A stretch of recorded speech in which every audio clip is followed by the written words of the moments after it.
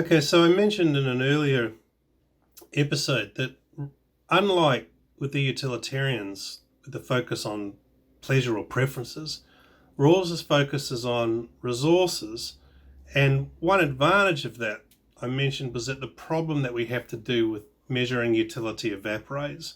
We don't have to try and measure utility, we just have to measure resources, and that's a completely different issue. That's not difficult, not in principle difficult.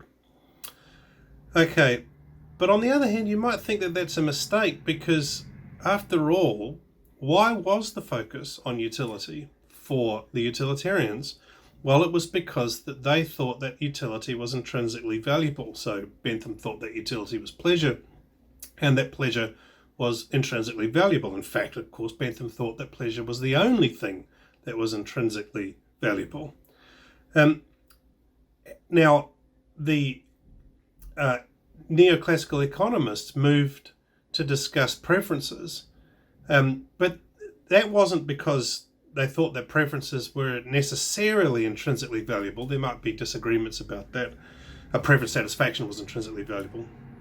Maybe it is and maybe it isn't. But nevertheless, it was because at least they thought that preference satisfaction was the closest proxy, the best proxy we had to what was intrinsically valuable. But Rawls doesn't think that resources are intrinsically valuable. He doesn't think that what matters in life is having resources. So why the focus then on resources? Hasn't this all been a mistake? I mean, you might think maybe the utilitarians were wrong about what was intrinsically valuable, but at least they were trying to find out what was intrinsically valuable, and they based their theory on that, on what really was valuable for itself. Whereas Rawls isn't even focused on what's valuable for itself. Isn't this just a big mistake? And indeed, some economists think that Rawls has made a mistake in this regard. But I think that Rawls's position can't be dismissed so easily in this way. Maybe there is a mistake here, but if there is, the issue is much deeper than this suggests. And I think Rawls has a pretty good response to this, and it's worth that. That is, when I say pretty good, I mean I think it's very powerful. Whether it succeeds at the end of the day is, of course, a matter that you have to make up your own mind about. But I think it's very powerful, and I want to give you the flavour of it here. So let's go back to Rawls's original position, the social contract argument. And remember, with the veil of ignorance, the idea is you don't know what kind of life you would like to lead in the society that we're creating at the Constitutional Convention. Okay, so you don't know what kind of life you're going to want to lead in the society that we're creating. But you do know that it's highly likely that whatever life you want to lead in that society, you're going to need resources in order to lead it. And I've had some people who claim that resources aren't important, but I have to say my experience is that they're extremely important, not in themselves, but they're very important because without them you can't do anything that you want to do. And there may be some exceptions for that. We'll talk about some examples in the next episode where you might think that there are some people who need very few resources in order to be satisfied in life. But basically, for most of us, we need resources in order to live the kind of life that we want to lead, whatever that life ends up being. And so resources are not intrinsically valuable. They're means to ends. They're not ends in themselves, but they are necessary means to our ends. And that's why it's important. Okay, they're necessary means to ends. Also, it's very important to remember that a key strategy that Rawls employs is that his position is, to use the slogan, political, not metaphysical. So it's very important for him, and very important for his liberalism, that we don't begin by working out what is intrinsically valuable.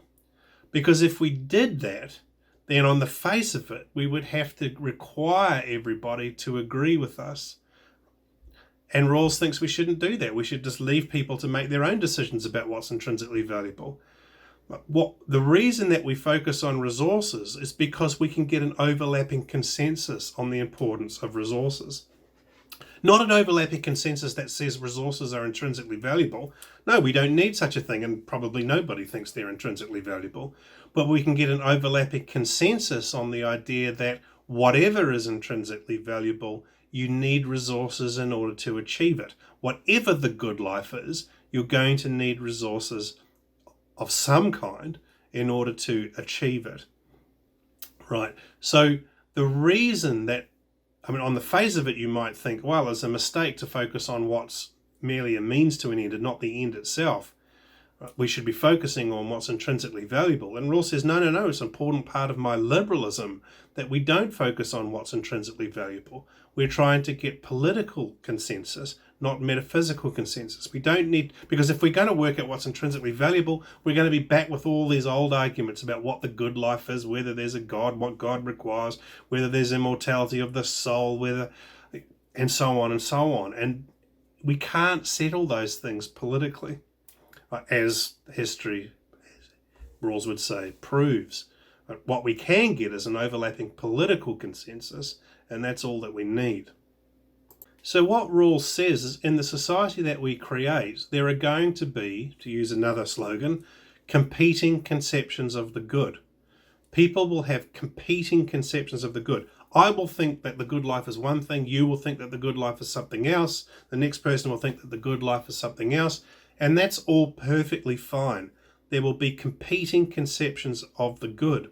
And the state in a liberal society is to remain as neutral as possible between these competing conceptions of the good.